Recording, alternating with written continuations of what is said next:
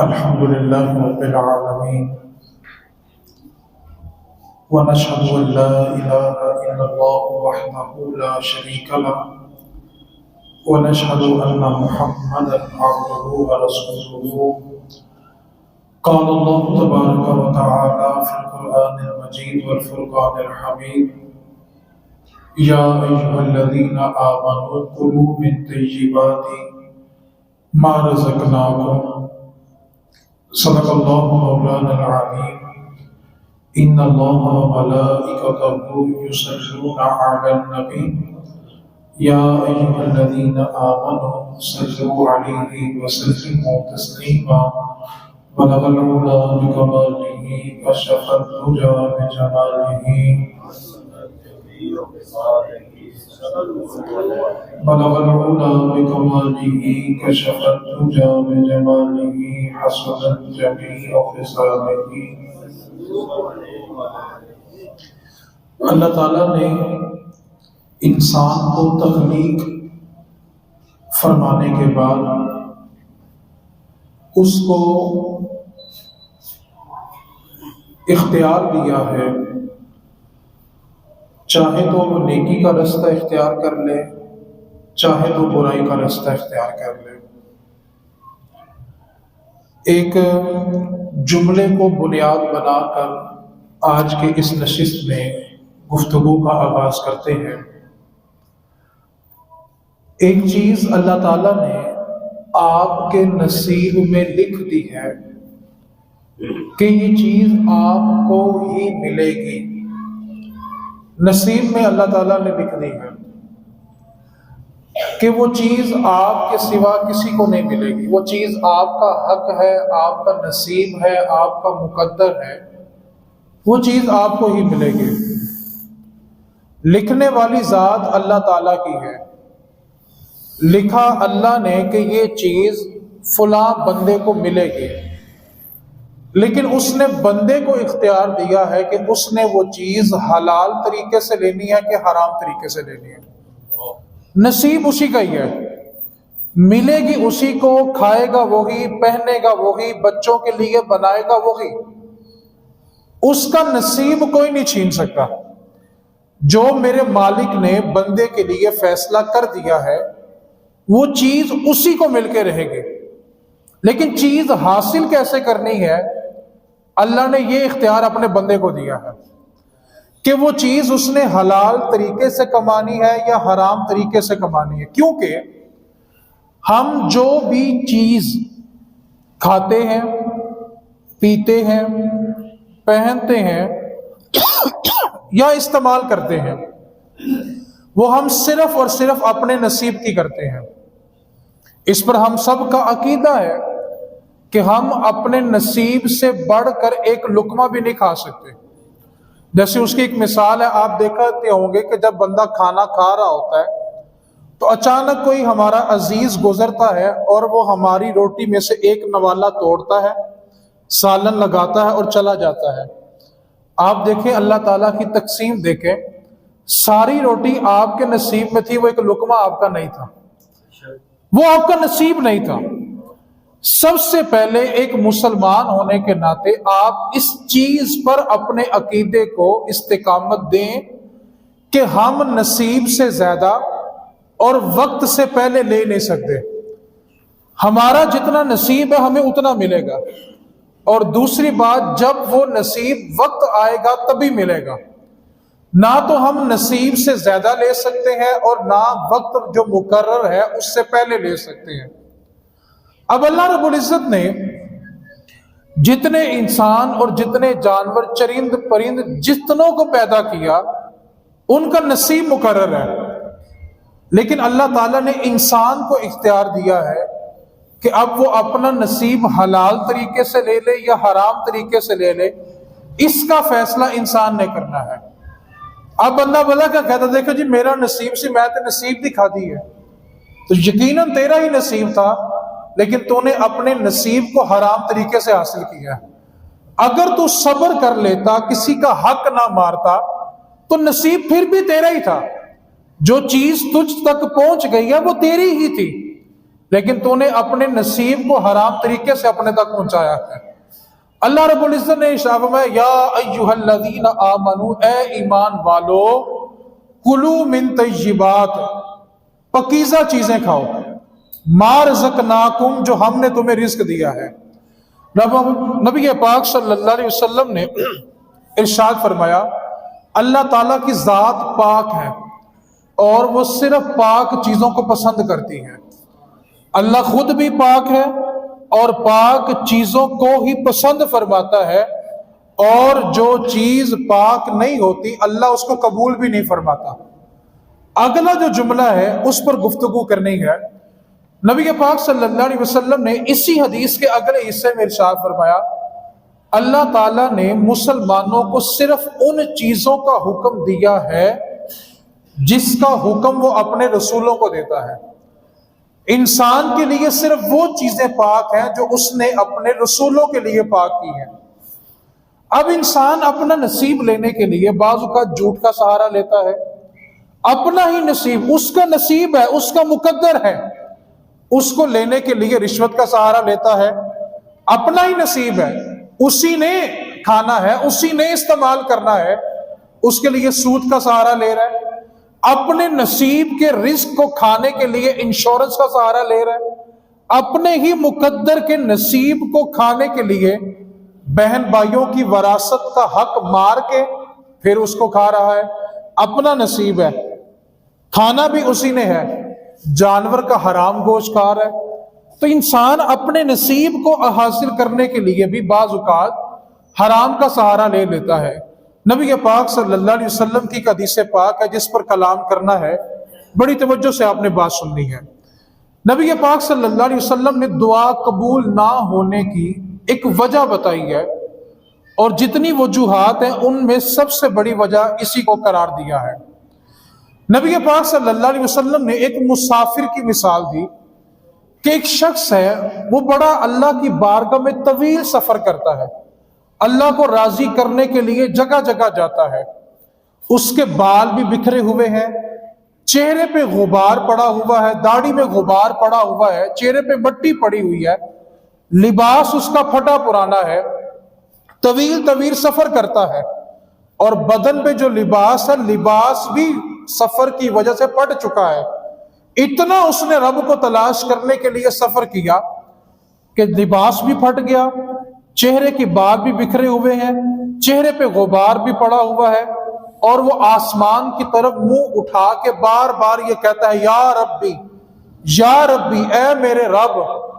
اگلا جملہ میرے محبوب نے فرمایا صحابہ، وہ اتنا کچھ کرنے کے بعد جب رب کو پکارتا ہے نا، لیکن مسئلہ یہ ہے کہ اس کے پیٹ میں جو لقمہ گیا وہ حرام کا گیا، اس کے جسم نے جو پرورش پائی وہ حرام کے رزق سے پائی ہے۔ اب صحابہ بتاؤ، حرام کھانے والا رب کو کیسے تلاش کر سکتا ہے؟ جس نے اپنے آپ کو پروان چڑھایا تو رزق حرام سے، اس کو کبھی رب نہیں ملتا۔ اور نبی پاک صلی اللہ علیہ وسلم نے ارشاد فرمایا بڑے فرائض جیسے نماز ہے، روزہ ہے، حج ہے، زکوٰۃ ہے، ان کے بعد سب سے بڑا فرض رزق حلال کمانا ہے۔ بڑے فرائض کے بعد یہ سب سے بڑا فرض ہے۔ حضرت سعد ابن وقاص رضی اللہ تعالیٰ عنہ، یہ وہ صحابی ہے، نبی پاک صلی اللہ علیہ وسلم کے جتنے بھی عاشق ہیں نا، وہ ایک جملہ بولتے ہیں فدا کا امی و ابی یا رسول اللہ، اے اللہ کے رسول ہمارے ماں باپ بھی آپ پہ قربان ہوں۔ ہر عاشق کی زبان کی صدا ہے۔ اب ہر شخص یہ کہتا ہے کہ اے آقا ہمارے ماں باپ آپ پر قربان ہوں۔ یہ میرے محبوب کے ایسے صحابی ہیں حضرت سعد، جن کو میرے حضور نے کہا تھا سعد تجھ پہ محمد کے ماں باپ قربان ہو جائیں۔ اتنی عظمتوں والے صحابی ہیں۔ ایک جنگ کا موقع تھا، یہ تیر چلا رہے تھے اور اتنے جوش سے تیر چلا رہے تھے کہ محبوب کائنات صلی اللہ علیہ وسلم کو یہ انداز پسند آیا، تو حضور نے خوشی کے عالم میں کہا سعد تجھ پہ محمد کے ماں باپ بھی قربان ہو جائیں۔ کتنی عظمت بخش دی۔ اب یہی سعد ابن وقاص حضور کی مجلس میں حاضر ہوئے، ایک سوال لے کے آئے۔ آپ سوال سنیے اور پھر اس کا جواب سنیے۔ سوال سن کے لگے گا کہ اس سوال کو پورا کرنے کے لیے بہت زیادہ مشقت کرنی پڑے گی، بہت زیادہ عبادت اور ریاضت، مجاہدے، مراقبے کرنے پڑیں گے، لیکن میرے محبوب نے ایک جملے میں اس کا جواب دیا۔ حضرت سعد ابن وقاص رضی اللہ تعالی عنہ مجلس رسول میں حاضر ہوئے، عرض کی اللہ کے محبوب میں چاہتا ہوں کہ میں مستجاب الدعوات بن جاؤں۔ مستجاب الدعوات اس بندے کو کہتے ہیں جو دعا کے لیے ہاتھ اٹھائے اور ہاتھ نیچے ہونے سے پہلے پہلے رب اس کی دعا قبول فرما لیتا ہے، اور اللہ کا ہر نبی مستجاب الدعوات ہوتا ہے، کیونکہ نبی جب اللہ کی بارگاہ میں ہاتھ اٹھاتا ہے تو اللہ تعالیٰ ہاتھ نیچے ہونے سے پہلے پہلے دعا قبول فرما لیتا ہے۔ اور اللہ تعالیٰ نے ہر نبی کو ایک دعا دی تھی کہ اے میرے نبی، یہ دعا، ایک دعا کوئی بھی مانگ لو، رب اس سے انکار نہیں کرے گا۔ اور جتنے بھی انبیاء اور رسول دنیا میں جلوہ گر ہوئے، سب نے وہ دعا مانگ لی۔ تو جب محبوب نے یہ بات صحابہ کو بتائی تو صحابہ عرض کرنے لگے، اللہ کے محبوب، اللہ نے آپ کو بھی تو ایک دعا کا موقع دیا ہوگا نا کہ اے محبوب مانگ، جو مانگے گا تجھے دے دیا جائے گا۔ تو میرے محبوب نے فرمایا ہاں، رب نے مجھے بھی کہا تھا کہ اے محمد جو چاہیے مانگ لو، رب عطا کر دے گا۔ تو صحابہ نے بڑی محبت اور حیرت میں ڈوب کر عرض کی، آقا پھر بتائیں آپ نے رب سے مانگا تو کیا مانگا؟ تو میرے محبوب کا جملہ سنیں۔ میرے محبوب نے فرمایا، صحابہ، ہر نبی نے دعا دنیا میں مانگ لی اور پوری کروا لی ہے، لیکن تمہارے نبی نے وہ دعا میدان محشر کے لیے رکھی ہوئی ہے، اور میں میدان محشر میں وہ دعا رب کی بارگاہ میں پیش کروں گا اور اپنی ساری کی ساری امت کو جنت میں لے کے چلا جاؤں گا۔ سب نبیوں نے مانگ لی، لیکن تمہارے نبی نے دعا بچا کے رکھی ہوئی ہے، اے اللہ تجھ سے مانگوں گا لیکن دنیا میں نہیں، آخرت میں مانگوں گا۔ اب مستجاب الدعوات اللہ کا ہر نبی ہوتا ہے کہ جو دعا کے لیے ہاتھ اٹھائے اللہ نیچے ہونے سے پہلے پہلے قبول کر لیتا ہے۔ بہت سارے اللہ کے ولی ہیں جو مستجاب الدعوات ہیں، وہ ہاتھ اٹھاتے ہیں تو اللہ رد نہیں کرتا۔ اب سعد ابن وقاص رضی اللہ تعالی عنہ نے عرض کیا، اے اللہ کے محبوب، میں بھی مستجاب الدعوات بننا چاہتا ہوں۔ اب انسان سوچنے لگتا ہے کہ یار میں کون سے ایسے کام کروں جس سے میری ہر دعا قبول ہو جائے۔ میرے محبوب نے ایک جملہ ارشاد فرمایا، سعد، اگر تو چاہتا ہے کہ تیری دنیا میں ہر دعا قبول ہو جائے تو صرف اتنا کرنا کہ جو بھی رزق کھاؤ حلال کا کھانا، جب بھی کماؤ تو حلال کمائی کرنا، رب تمہاری دعا کو رد نہیں کرے گا۔ دیکھیں ایک جملے کے اندر نبی پاک صلی اللہ علیہ وسلم نے زندگی کا نچوڑ بیان کیا۔ کیوں بلا؟ انسان جھوٹ بولتا ہے تو رزق کمانے کے لیے، رشوت کا لین دین کرتا ہے تو پیٹ کی خاطر، سود کا کاروبار کرتا ہے تو پیٹ کی خاطر، بہن بھائیوں کی وراثت دبا لی تو اپنی پیٹ کی خاطر۔ فرمایا جو تم کھاؤ حلال کھانا، رب تمہاری ہر دعائیں قبول فرمائے گا۔ تو سب سے پہلے ہم جب اللہ کی بارگاہ میں کوئی عرضی پیش کرتے ہیں اور ہماری عرضی مستجاب نہیں ہو رہی، تو سب سے پہلے جو ہمیں وجہ تلاش کرنی ہے وہ یہ ہے کہ ہم نے جو کھایا وہ حلال تھا کہ حرام تھا، ہمارے پیٹ میں جو لقمہ گیا وہ حلال تھا کہ حرام تھا۔ آج ہم حرام کی کمائی سے دکان پہ جا کے حلال گوشت ڈھونڈ رہے ہوتے ہیں، جیب میں پیسہ حرام کا ہے لیکن گوشت حلال چاہیے۔ جس طرح حرام گوشت کھانا منع ہے، اسی طرح حرام کمانا بھی منع ہے۔ جیب میں کمائی حرام کی ہے، اور عمرہ کے لیے، حج کے لیے چلے گئے، وہ بلے شاہ نے کہا تھا نا، پیٹ میں حرام اور چکر پہ چکر، پیٹ میں حرام اور چکر پہ چکر، کعبہ خود چکر میں ہے کہ لوگ کس چکر میں ہیں؟ یہ کس کو دھوکہ دیا جا رہا ہے؟ حالانکہ نبی پاک صلی اللہ علیہ وسلم نے ارشاد فرمایا کہ ایک بندہ حرام کی کمائی سے حج بیت اللہ کے لیے چلا جائے، جب وہ میدان کعبہ میں جاتا ہے، مطاف میں جاتا ہے، کعبۃ اللہ کے سامنے کھڑا ہوتا ہے، اور جب وہ کہتا ہے نا لبیک اللہم لبیک، تو میرے محبوب نے فرمایا کہ اس کو جواب ملتا ہے لا لبیک۔ بندہ کہہ رہے اللہ میں حاضر ہوں تیری بارگاہ میں، رب فرما رہا لا لبیک تیری کوئی حاضری نہیں ہے۔ صحابہ نے عرض کیا آقا وہ تو لبیک کہہ رہا ہے، تو اللہ نے یہ کیوں کہا کہ بندے تو حاضر نہیں ہے؟ تو میرے محبوب نے فرمایا، اللہ فرماتا لا لبیک بندے تو حاضر نہیں ہے، پہلے جا واپس جا اور جا کر دیکھ تو کس کمائی سے میرے گھر میں آیا ہے۔ حرام کمائی سے تو کیا ہوا حج بھی بارگاہ خداوندی میں قبول نہیں ہے۔ عام حرام کمائی سے گھر کی تعمیر کریں اور اس کے اوپر لکھ لیتے ہیں ھذا من فضل ربی، کتنا بڑا جرم ہے۔ اور اگر اس نے اپنی کمائی کو حلال سمجھ کے وہ لکھا ہے نا ھذا من فضل ربی، اور کمایا اس نے حرام تھا، تو یہ جملہ کہنے سے وہ دار اسلام سے خارج ہو جاتا ہے، کیونکہ وہ اپنے حرام عمل کو اللہ کا فضل کہہ رہا ہے۔ اللہ کا فضل وہ ہوتا ہے جو بندے کو حرام سے نکال کے حلال میں داخل کر دیتا۔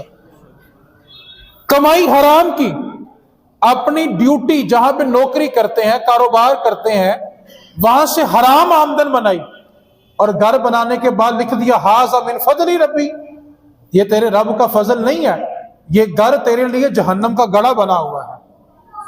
تو اپنے حرام عمل کو اللہ کا فضل کہہ رہے ہو۔ رشوت کی کمائی سے، سود کی کمائی سے، انشورنس کے ذریعے سود کھا کھا کے کوٹھی بنا کے لکھ دیا ھذا من فضل ربی، یہ تیرے رب کا فضل نہیں ہے، یہ تیرے لیے جہنم کا گڑھا ہے۔ نبی پاک صلی اللہ علیہ وسلم نے ارشاد فرمایا، اور شاید وہ اس زمانے کے لیے فرمایا تھا، میرے محبوب نے فرمایا کہ میری امت پہ ایک زمانہ ایسا آئے گا کہ بندے کو اس بات کی پرواہ نہیں ہوگی کہ جو اس نے کھایا وہ حلال تھا کہ حرام تھا، جو اس نے کمایا وہ حلال تھا کہ حرام تھا۔ آج ہماری سوچ کیا، پیسہ آنا چاہیے، جیسے بھی آتا ہے اس کو بعد میں دیکھیں گے، اور حرام کمانے پہ دلیل بلا کیا ہے جی ان اپنے بچے مار لئیے، گھر دیا نو بھوکا مار لئیے، چلو دنیا میں تو بھوک سے مر گئے تو کم از کم جنت تو مل جائے گی نا، حرام کھلا کھلا کے کیوں ان کو جہنم میں لے کے جا رہے ہو؟ اس کی دلیل نبی پاک صلی اللہ علیہ وسلم کا فرمان ہے، میرے محبوب نے فرمایا اللہ تعالیٰ نے اس جسم پر جنت کو حرام کر دیا ہے جو جسم حرام کھا کھا کر پرورش پاتا ہے، وہ جسم جنت میں داخل نہیں ہوگا، جنت اس کے لیے حرام ہو چکی ہے۔ اور ایک بات کو یاد رکھیں، حرام کمائی شکل اور نسل دونوں کو بگاڑ دیتی ہے۔ دنیا میں وہ چاہے مایا والا سوٹ پہن لے، گاڑی سے اتر جائے، ہاتھ میں 3-4 موبائل بھی پکڑے ہوں، 2-4 گارڈ بھی ہوں، لیکن جب اس کی موت قریب آتی ہے نا وہ دیکھا نہیں جاتا، اور اگر دنیا میں اللہ اس کا پردہ رکھ بھی دے تو قبر میں جو اس کی حالت ہوتی ہے وہ دیکھی نہیں جائے گی۔ حرام کمائی نسل اور شکل دونوں میں بگاڑ پیدا کر دیتی ہے۔ آج اولاد کو اگر کسی نے، اللہ نہ کرے ایسا ہو، اگر کسی نے حرام کھلا دیا ہے تو وہ اس بات کو آج اپنے دل سے نکال دے کہ وہ بڑھاپے میں تمہارا سہارا بنیں گے، وہ بڑھاپے میں کبھی تمہارے قریب ہی نہیں بیٹھے گے۔ کیوں کہ اس کے سینے میں جو دھڑکنے والا دل ہے نا، اس دل میں باپ کی شفقت کبھی پیدا نہیں ہوگی، کیونکہ ہم نے اس کی تربیت آرام سے کر لی ہوگی۔ حلال کمانے والے کسی حالت میں بھی ہوں، ان کی نسل ان سے وفا کرتی ہے۔ میں نے آپ کو پہلے بھی ایک بار بات سنائی تھی، ہمارے ساتھ ایک بچہ حفظ کرتا ہوتا تھا، اللہ تعالیٰ نے اس کو بڑا وسیع حافظہ دیا تھا، اتنا کمال حافظہ کہ 9-9.5 مہینے کی مدت میں اس نے اللہ کے فضل سے 28 سپارے حفظ کر لیے۔ کتنے عرصے میں جی؟ 2 سال بیت گئے، باقی 2 سپارے حفظ نہیں ہو رہے۔ 2 سال بیت گئے تو ہمارے استاد صاحب نے اس کے والد کو بلایا اور کہا کہ گھر میں کوئی پریشانی ہے، بچہ کسی پہ ٹینشن میں ہے، یا کوئی میاں بیوی کا اختلاف ہے، یا ماں باپ کی طرف سے کوئی دباؤ ہے، کوئی فیملی میں کوئی مسئلہ ہے، کہ اللہ تعالیٰ نے اس بچے کو اتنا وسیع حافظہ دیا تھا کہ 9 ماہ کی مدت میں اللہ نے 28 سپارے اس کے سینے میں اتار دیے۔ اب 2 سال بیت گئے، 2 سپارے اس کو یاد نہیں ہو رہے، تو باپ رو پڑا کہنے لگا استاد جی اس بچے کا کوئی قصور نہیں ہے. تو استاد صاحب فرمانے لگے پھر معاملہ کیا ہے؟ کہنے لگا میں واپٹا میں ملازم ہوں اور میٹروں کی ریڈنگ کرتا ہوں، اور 2 سال ہو گئے ہیں جو میرے گھر میں آٹا آتا ہے وہ رشوت کے پیسوں کا آتا ہے. اور کہنے لگا استاد جی جو بچہ حرام کمائی کی چیز کھا کر مدرسے میں پڑھنے آئے گا نا، اللہ اس کے سینے میں کبھی قرآن کو نازل نہیں کرے گا. آج ایک بہت بڑی وجہ نسلوں کی دین سے دوری کی ہمیں تلاش کرنی پڑے گی. یہ وجہ یہ ممکن نہیں ہے کہ ایک ہی وقت میں دل میں اجالا بھی ہو اور اندھیرا بھی آ جائے. ایک وقت میں ایک جگہ پہ روشنی ہوگی یا اندھیرا ہوگا. اور اگر اس دل کو ہم نے حرام کے ذریعے اندھیرے میں رکھا تو اس میں کبھی بھی اللہ کے دین کا نور پیدا نہیں ہوگا. نبی پاک صلی اللہ علیہ وسلم نے فرمایا کہ ایک بندے نے 10 درہم کا، جیسے آپ کے ہاں 10 روپے ہیں، 10 درہم کا ایک لباس خریدا، اور اس 10 درہم کے اندر اگر صرف اور صرف 1 درہم حرام کی کمائی کا ہے تو میرے محبوب نے فرمایا جب تک وہ بندہ وہ لباس پہن کر نماز پڑھے گا اللہ اس کے سجدوں کو قبول نہیں فرمائے گا. 10 میں سے 1 حرام کا ہو تو نماز قبول نہیں ہے، اور جس کے 10 کے 10 ہی حرام کے ہوں، وہ چاہے عید کی نماز چاہے پہلی صف میں آ کے پڑھے، چاہے اس کے لیے وقت کا امام نماز روک کے رکھے. اب تو اللہ ماشاءاللہ یہ بھی ٹرینڈ ہے نا جی، چودھری صاحب نہیں آئے، صدر صاحب نہیں آئے تو جماعت اس لیے 5 منٹ لیٹ ہو گئی ہے. یہ ایمان کی کمزوری کی علامت ہے. سب سے بڑا چودھری مسجد کا امام ہوتا ہے، اس کے لیے تو نماز 2 منٹ لیٹ ہوگی تو سمجھ آ گئی. مقتدی کے لیے نماز کو نہیں روکا جاتا. نبی پاک صلی اللہ علیہ وسلم نے ارشاد فرمایا کہ جس نے اپنی پرورش حرام کی کمائی سے کی ہے اللہ اس کے نیک اعمال کو بھی قبول نہیں کرتا. آج یہ لمحہ فکریہ ہمارے لیے. ایک بات تو مجھے بتائیں یار، بندہ اگر گوشت کھائے تو حلال ہے، نمک کھائے تو حلال ہے، صرف ڈاکٹر اتنا کہہ دینا کہ آج کے بعد تم نے بڑا گوشت نہیں کھانا ورنہ تمہارے لیے اچھا نہیں ہے، تو بندہ گھر آ کے نا سب سے پہلے گھر والوں کو کہتا ہے کہ آج تو بڑا گوشت میرے واسطے نہ پکانا. ڈاکٹر اس کو کہہ دے کہ تم نے نمک کا زیادہ استعمال نہیں کرنا، چھوڑ دیں گے. ڈاکٹر کہہ دے کہ تم نے چینی کا، میٹھے کا زیادہ استعمال نہیں کرنا، چھوڑ دیں گے. میں حیرت میں ڈوب جاتا ہوں، ڈاکٹر کے کہنے پہ حلال چھوڑ دیتے ہیں اور رب کے کہنے پہ حرام نہیں چھوڑتے. حلال چیز ہے نمک کھانا، چینی کھانا، گوشت کھانا حلال ہے، لیکن اتنا پتا چلا کہ میری زندگی کے لیے، میری صحت کے لیے اچھا نہیں ہے تو حلال چھوڑ دیا. اور سوچ، حرام تو تیرے ایمان کے لیے اچھا نہیں ہے، حرام مال تو تیری قبر کے لیے اچھا نہیں ہے، حرام کی کمائی تو تیری آخرت کے لیے اچھی نہیں ہے، لیکن نہیں چھوڑی. ایک بات کو یاد رکھیں، بہترین رزق بھلا کون سا ہوتا ہے؟ جو بندہ کمائے، حلال کا کمائے اور اس کو کھا لے. نبی پاک صلی اللہ علیہ وسلم نے ارشاد فرمایا کہ جو بندہ حرام کماتا ہے نا اللہ اس کا عمل قبول نہیں کرتا. اگر وہ اس مال کو صدقہ کرے تو اللہ اس کا صدقہ قبول نہیں کرتا. آج یہ بھی ایک سوچ پیدا ہو گئی ہے، بڑی توجہ سے بات سنیے، بالخصوص یہ جو آن لائن مختلف ایپس کے اوپر کام کرتے ہیں نا، ان کی ایک سوچ پیدا ہو گئی ہے، اور سوچ بنانے والا ایک مخصوص طبقہ بھی ہے. سوچ یہ پیدا ہوگی کہ تم حرام کما لو اور اس میں سے 2.5% جو زکوٰۃ بنتی ہے وہ نکال دو تو باقی مال تمہارا پاک ہو جائے گا. ایک اور سوچ یہ دے دی کہ جتنا تم کماؤ گے 10% صدقہ کر دینا تو باقی تمہارا مال جو ہے وہ پاک ہو جائے گا. ایک بات کو پلے باندھ لیں، اگر کسی نے حرام مال ثواب کی نیت سے صدقہ کیا تو بندہ دار اسلام سے خارج ہے. حرام مال اس بندے کو واپس کرنا ضروری ہے جس کا وہ مال کھایا ہے. حرام کمائی سے گھر تو بڑا بنایا جا سکتا ہے لیکن اس کے اندر رہنے والی نسل کی تربیت نہیں ہو سکتی. حرام کمائی سے جائیداد تو بن سکتی ہے لیکن اولاد نیک نہیں بن سکتی. حرام کمائی سے گاڑیاں 2 کی بجائے 4 ہو سکتی ہیں، لیکن اس کی رات کی نیندوں میں سکون نہیں آ سکتا. بے شمار طبقہ ایسا ہے، اللہ نے بڑا وسیع رزق دیا، لیکن سونے کے لیے نیند کی گولیوں کے محتاج ہے. سکون کے لیے اپنے گھر میں مدرسوں کے بچے بلا کے ان سے قرآن پڑھانے کے محتاج ہے. یعنی جب کوئی بڑا بندہ اپنے گھر میں مدرسوں کے بچے بلاتا ہے نا، تو مجھے ایک بات پر بڑا یقین اور مضبوط ہو جاتا ہے. میں کہتا ہوں اللہ تیری کیا شان ہے، دیا سب کچھ ان کو ہے، لیکن تو نے سکون ہمارے نصیب میں رکھا ہوا ہے، اور یہ بھی سکون لینے کے لیے ہمارے پیچھے پیچھے بھاگ رہے ہیں.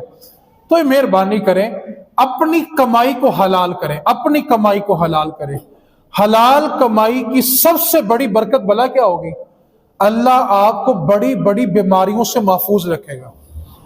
ورنہ آپ دیکھیں جہاں پہ آمدن بڑھ جائے نا حرام طریقے سے، اللہ اس گھر میں بیماریاں ایسی لگا دیتا ہے کہ ان کی آمدن کا ایک بہت بڑا حصہ دوائیوں پہ لگ جاتا ہے. اور ایک صوفی بزرگ ہے، انہوں نے ایک بڑی کمال بات کی تھی، میں نے ایک جگہ پڑھی تھی. انہوں نے لکھا تھا کہ جس گھر میں حرام کمائی آتی ہے اس گھر میں اکثر دوائی آتی ہے. جس گھر کو حرام کی لت لگ جائے گی، بیماریاں اس کے گھر میں بسیرا کر لیں گی. اس واسطے ایک بات جہاں سے میں نے شروع کی تھی، نصیب سے زیادہ اور وقت سے پہلے ہمیں ملنا. اور دوسری میں نے بات یہ بنیاد بنائی تھی کہ اللہ نے ہمارا نصیب لکھ دیا کہ یہ چیز ہمارے نصیب کی ہے، یہ ہمیں ہی ملے گی، لیکن اللہ نے یہ اختیار ہمیں دیا ہے کہ ہم نے اس کو حلال طریقے سے لینا ہے کہ حرام سے لینا ہے. نصیب آپ کا ہی ہے، مقدر آپ کا ہی ہے، لیکن وہ حلال طریقے سے آیا کہ حرام سے آیا، اس کا اختیار اللہ تعالیٰ نے اپنے بندوں کو دے دیا ہے. وہ کھاتا اپنے نصیب کا ہے. اور ایک بات کو اور یاد رکھیں، آج نے ایک اور بات معاشرے میں پروان چڑھتی جا رہی ہے. ہم سنتے ہیں کہ لوگ کہتے ہیں جی میری محنت کی کمائی ہے. ایک بات کو یاد کر لیں، جو لقمہ بھی ہم کھاتے ہیں نا، وہ صرف اور صرف اپنے رب کے فضل سے کھاتے ہیں. رب کے فضل کے بغیر لقمہ نصیب نہیں ہوتا. میں اس کی دنیاوی ایک مثال دیتا ہوں آپ کو. ایک بندے نے صبح سے لے کے شام تک مشقت کی، مزدوری کی، رات کو اس کو 2000 جو اس کی دیہاڑی بنتی تھی مالک نے وہ دے دی. اب وہ اپنے سارا دن کی مزدوری کو لے کے جب گھر کی طرف جا رہا ہوتا ہے، اللہ کسی دشمن کے ساتھ بھی ایسا نہ کرے، اگر رستے میں کسی نے اس سے 2000 چھین لیا تو پھر محنت کی کمائی تو اس کو کھانا نصیب ہی نہیں ہوئی. اگر تو محنت کا ہی کھانا نصیب ہوتا تو پھر اس کو وہ کھانا نصیب ہونا چاہیے تھا. تو پتہ یہ چلا کہ ساری محنت کرنے کے بعد بھی لقمہ نصیب میں تب ہوتا ہے جب رب کا فضل ہوتا ہے. رب فضل نہ فرمائے تو سارا کچھ کما کے بھی ڈوب جاتا ہے. وہ شیخ سعدی ایک دفعہ جنگل کی طرف نکلے تو دیکھا کہ ایک بیڑیا ہے. اب بیڑیا جو ہے وہ شکار کرتا ہے تو کھاتا ہے، دوڑے گا شکار کرے گا تو کھائے گا، لیکن وہ بیڑیا 4 ٹانگوں سے معذور تھا، چل ہی نہیں سکتا تھا. تو شیخ سعدی رحمت اللہ تعالی علیہ اس کو دیکھ کر سوچنے لگے، مالک و مولا، ایک جانور جس کا کھانے کا ذریعہ اس کا شکار ہے، اور شکار وہ تب کرے گا جب وہ بھاگ سکے گا، اور اس کے بھاگنے کے لیے اس کی 4 ٹانگیں ہی نہیں ہے. تو مالک و مولا تو اس کو کیسے رزق دے رہا ہے، یہ کیسے زندہ ہے؟ شیخ سعدی فرماتے ہیں کہ میں ایک درخت کے پیچھے چھپ کے بیٹھا، صرف یہ دیکھنے کے لیے کہ میرا مالک اس کو رزق کیسے دیتا ہے. اب کچھ دیر گزری تو ایک شیر، اس نے شکار کیا ایک ہرنی کا، اور شیر نے بڑی تسلی سے بیٹھ کے ہرن کو کھایا. جو بچا کچا تھا وہ چھوڑ کے شیر چلا گیا. اب یہ جو بیڑیا تھا یہ اپنے آپ کو رینگتا رینگتا اس کے قریب پہنچا جو ہرن بچا کچا تھا، اور اس بیڑیے نے وہ شیر کا چھوڑا بچا کچا کھایا اور اللہ کا شکر ادا کیا. شیخ سعدی کہتے ہیں مالکہ تو کتنا کریم ہے. ایک جانور انسان نہیں، ایک جانور جس کے شکار کا ذریعہ اس کی ٹانگیں تھی، اگر اس کے پاس ٹانگیں نہیں رہی تو تو نے اس کے نصیب کا رزق اس کو بیٹھے بٹھائے پہنچایا. اے اللہ میں تو پھر انسان ہوں، اور اگر میں بیٹھ جاؤں تو میرا بیٹھا بٹھایا رزق مجھے کیوں نہیں مل سکتا؟ جب شیخ سعدی نے یہ سوچا تو ہاتف غیبی سے آواز آئی، شیخ سعدی گیدڑ نہ بن، شیر بن، اور خود بھی کھا لوگوں کو بھی کھلا. بھیڑیا بنے گا تو لوگوں کا چھوڑا ہوا کھائے گا، اور شیر بنے گا تو خود بھی کھائے گا لوگوں کو بھی کھلائے گا. اب ایک بندہ سارا کام جو ہے وہ حلال کرتا ہے، سارا کام اس کا حلال کا ہوتا ہے، لیکن اس میں کوئی چیز ایسی شامل کر لیتا ہے جس سے اس کی آمدن حرام ہو جاتی ہے. جیسے مثال کے طور پہ ایک بندے نے سینما بنایا، پیسہ اس نے اپنا حلال لگایا، لیکن جب وہ لوگ وہاں پہ آ کے گناہ کریں گے تو آمدن کیا ہو جائے گی جی؟ ذرا جلدی جلدی بولیں ذرا. ایک بندے نے عمارت بنائی، پیسہ حلال کا تھا، لیکن اس کے اندر سنوکر کلب کھولا اور وہاں پہ کھلے عام جوے کی اجازت دے دی، تو اس کی آمدن کیا ہو گئی؟ پھر بولے جی. ایک بندے نے ایک ہوٹل بنایا، اس میں کمرے بنائے اور لوگوں کو زنا کرنے کی دعوت دے دی، آمدن اس کی کیا ہو گئی؟ اسی طرح کسی نے شادی ہال بنایا، آمدن اس کی حلال تھی، لیکن جب اس کے اندر وہ ناچ گانے کی اجازت دے گا تو آمدن کیا ہو جائے گی؟ پھر بندہ بھلا کہتا ہے یار میں کمایا بڑا لیکن سمجھ نہیں آتی. میرے بزرگ فرمایا کرتے ہیں جب بندے کو سمجھ نہ آئے تو سمجھ جانا چاہیے کہ رب اتنا ناراض ہے کہ وہ سمجھ بھی نہیں آنے دے رہا. اس کی ناراضگی کی انتہا ہے یہ کہ رب تعالیٰ نے سمجھ بھی چھین لی ہے. یعنی جب بندے کو سمجھ آنے لگتی ہے تو بندہ ہدایت کی طرف چلنے لگ جاتا ہے، اور اللہ تعالیٰ جب کسی بندے سے انتہا درجے کا ناراض ہو جائے تو اللہ تعالیٰ اس سے وہ سوچ بھی چھین لیتا ہے جس سوچ نے اس کو صراط مستقیم پہ لے کے جانا ہوتا ہے. ساری زندگی ایک بات پہ یاد رکھے، قیامت والے دن دو سوال ہیں. صرف یہ سوال نہیں ہے کہ کمایا کہاں سے ہے، کمایا کیسا ہے، یہ بھی سوال قیامت والے دن جو 5 سوال ہے نا، اس میں 2 سوال یہ ہیں. اور سوال بلا کس انداز میں ہونے ہیں؟ میرے محبوب نے فرمایا اللہ رب العزت بندے کو اپنے کٹہرے میں اپنے سامنے کھڑا کرے گا، اور جب تک 5 سوال نہیں پوچھ لے گا بندے کے قدم ہلنے بھی نہیں دے گا. ان 5 سوالات کے اندر 2 سوالات بھی یہ ہے کہ بتا تو نے کمایا کہاں سے تھا، اور یہ بھی بتا کہ خرچ کہاں پہ کیا تھا. صرف حلال کمانا ضروری نہیں ہے، حلال جگہ پہ خرچ کرنا بھی ضروری ہے. بندے کی چیز حلال ہوتی ہے لیکن وہ اس میں کوئی ایسی چیز شامل کر لیتا ہے کہ اللہ اس کی ساری کمائی کو بے برکتہ بنا دیتا ہے. آپ دیکھیں نا، ایک گیم ہے سنوکر، اگر بندہ نمازوں کو قضا نہیں کرتا، گیم میں مصروف ہو کے وہاں بےہودہ کلمات نہیں بولتا، ناچ گانا نہیں دیکھتا، صرف اپنے ذہن کو فریش کرنے کے لیے ساری برائیاں چھوڑ کے صرف گیم کھیلتا ہے، تو اس کے لیے رخصت نکل سکتی ہے، اس کے لیے گنجائش نکل سکتی ہے. لیکن جب مالک کو پتا ہو کہ میرے اس اڈے پر جوا کھیلا جا رہا ہے تو بتائیں اس کی آمدن کیا ہوگی؟ اللہ قرآن میں فرما رہا ہے وَلَا تَعَاوَنُوا عَلَى الْإِثْمِ وَالْعُدْوَانِ، گناہ کے کام پر ایک دوسرے کی مدد بھی نہیں کرنی. آج نوجوان طبقہ ہے، کیا اس کو پتہ نہیں ہوتا کہ میرا دوست موٹر سائیکل لے کے کس کو ملنے گیا ہے؟ زنا کے کام پر مدد کرتے ہیں دوست. اور ایک بات کو یاد رکھیں، قیامت والے دن جیسے پوچھ گناہ کرنے والے کو ہوگی ویسے تعاون کرنے والے کو بھی ہوگی.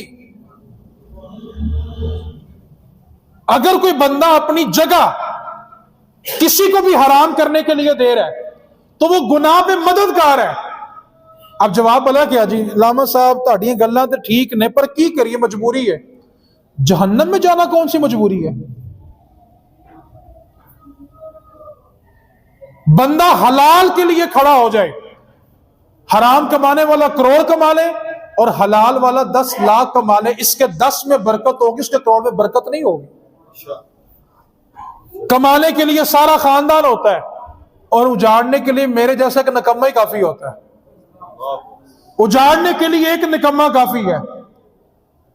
تو اپنی آمدن کو حلال رکھیں گے تو گھر میں سکون ہوگا، تو آپ کی ذات پر سکون ہوگا۔ ایک بات کو یاد رکھیں، جو بندہ حق کے لیے کھڑا ہو جاتا ہے نا، ان قریب اس کے پاس اس کے رب کی مدد پہنچ جاتی ہے، پھر رب اس کا مددگار ہوتا ہے۔ بندہ حق کے لیے کھڑا تو ہو۔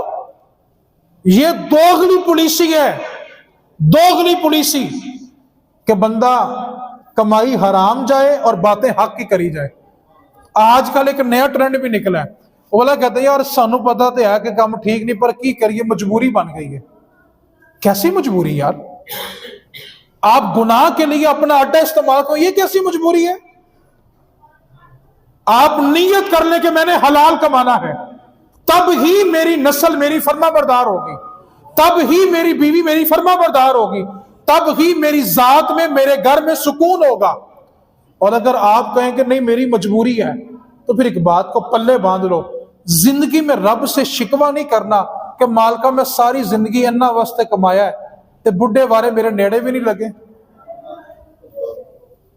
اس لیے سب سے پہلے آپ نے آج کے خطبہ جمعہ سے اس بات پر توجہ دینی ہے، آپ کی ذات کو بنیاد بنا کر کوئی گناہ تو نہیں کر رہا، آپ کی ذات کو، آپ کی جگہ کو بنیاد بنا کر کوئی حرام کاری تو نہیں کر رہا۔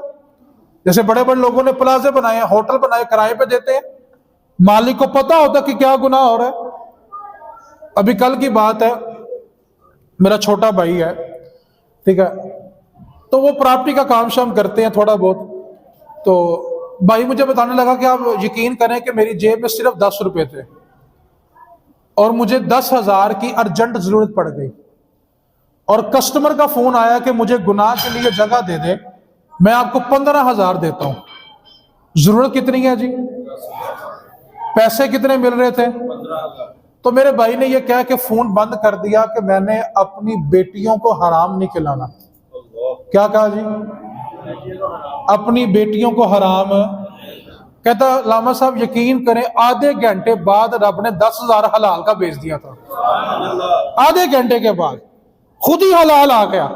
آپ مجھے بتائیں، باپ نے ساری زندگی حرام کی کمائی کی ہے، اور جب وہ بیٹی کو رخصت کر رہا ہے اور قرآن کا سایہ کر رہا ہے، اور وہ سیانہ یہ سمجھ رہا ہے کہ قرآن کے سائے میں بیٹی رخصت کر رہا ہوں تو بیٹی کے نصیب اچھے ہوں گے، اور بھائی جس کی ساری پرورش حرام سے ہے اس کے نصیبوں کو اچھا کرنے کا تو نے سوچ ہی کیسے لیا؟ میں آخری مثال دے کے آپ کو سمجھانا چاہتا ہوں، میری توجہ سے بات سنیں۔ انسان اپنے نصیبوں کا بیڑا غرق کیسے کرتا ہے؟ توجہ کریں گے تو بات سمجھ آئے گی۔ اتنی بات سب کو پتا ہے کہ جھوٹ بولنے والے پر، ذرا باہر والے بھی بولو ذرا، جھوٹ بولنے والے پر اللہ کی لعنت ہے۔ بیٹی کا رشتہ دیکھنے آ گئے، اب بیٹی نے پڑھا میٹرک بھی نہیں ہے جی، میری بیٹی نے ماشاءاللہ BSc کی ہوئی ہے، عمر ہے 33 سال جی، ماشاءاللہ ابھی 27 سال کی اس نے اس سال ہونا ہے، ٹھیک ہے، گھر کرائے کا ہے جی، اللہ کا شکر ہے 2 سال پہلے ہی اپنا بنایا ہے، ملازمت باپ کسی کے پاس کرتا ہے، ٹھیک ہے، اور کیا کہہ رہے ہیں جی ہم نے کمپنی میں شیئر کیے ہوئے ہیں۔ چلو سارے جھوٹ آپ نے بول دیے۔ بیٹے والوں کی طرف آ جاؤ، گھر بھی کرائے کا ہے، کیا کہتے ہیں جی اپنا گھر ہے، فیکٹری بیٹے کی اپنی ہے، عمر کم بتائیں گے، تعلیم زیادہ بتائیں گے۔ آپ مجھے بات بتا دیں، آپ مجھے سمجھا دیں، جس رشتے کی بنیاد آپ نے اللہ کی لعنت پہ رکھی ہے، جس رشتے کی بنیاد اللہ کی، اس رشتے کے لیے آپ کو پھر تویز لینے کی ضرورت نہیں ہے۔ ان میاں بیوی کے لیے آپ کو لمبے لمبے وظیفے کرنے کی حاجت نہیں ہے۔ ان کے گھر میں سکون پیدا کرنے کے لیے باپوں کے پاس جا کے تویز بنانے کی حاجت نہیں ہے۔ کیوں؟ کیونکہ آپ نے اس رشتے کی بنیاد اللہ کی لعنت پہ رکھی ہوئی ہے۔ مجھے ایک بات بتائیں، آپ نے سب کچھ بول کر جھوٹ رشتہ تو کر دیا، سکون کیسے لاؤ گے؟ سکون ایک واحد چیز ہے جو بازار سے نہیں ملتی، سکون ایک واحد چیز ہے جو پیسے دے کے نہیں ملتی۔ پہلے لوگ کہتے تھے محبت نہیں ملتی، آج کل مل جاتی ہے پیسے دے کے، پیسے دو تو گھنٹے کے لیے پیار ہی آپ سے ہوتا ہے۔ ایک سکون واحد چیز ہے، سکون جو بازار سے نہیں ملتا۔ جو پیسوں سے نہیں ملتا، اور دوسری بات ایک نصیب ہے جو میرے رب کے سوا کوئی نہیں بناتا۔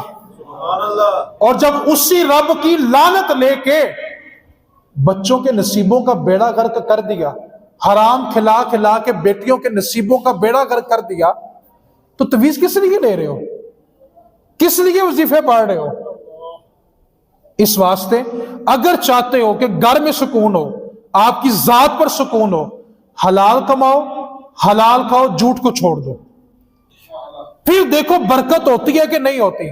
آپ نے آج کے خطبہ جمعہ سے یہ عہد کر کے اٹھنا کہ مالکہ میں اپنی ذات سے کسی کو گناہ کرنے کا موقع نہیں دوں گا، میں کسی کا مددگار نہیں بنوں گا، ورنہ دنیا میں 4 پیسے مل جائیں گے، دنیا اچھی گزر جائے گی، لیکن ایک مسلمان کا عقیدہ ہے کہ اس نے قبر میں جا کے بھی حساب دینا ہے اور آخرت میں جا کے بھی۔ حدیث پاک بس یاد کر لے، میرے نبی نے فرمایا جس جسم نے حرام سے پرورش پائی، اللہ نے اس جسم کے لیے جنت کو حرام کر دیا ہے، اس کا جنت میں کوئی ٹھکانہ نہیں ہے۔ اللہ کریم آپ کے صدقے مجھے بھی رزق حلال پر صبر کے ساتھ استقامت عطا فرمائے۔ وآخر دعوانا ان الحمد للہ رب العالمین۔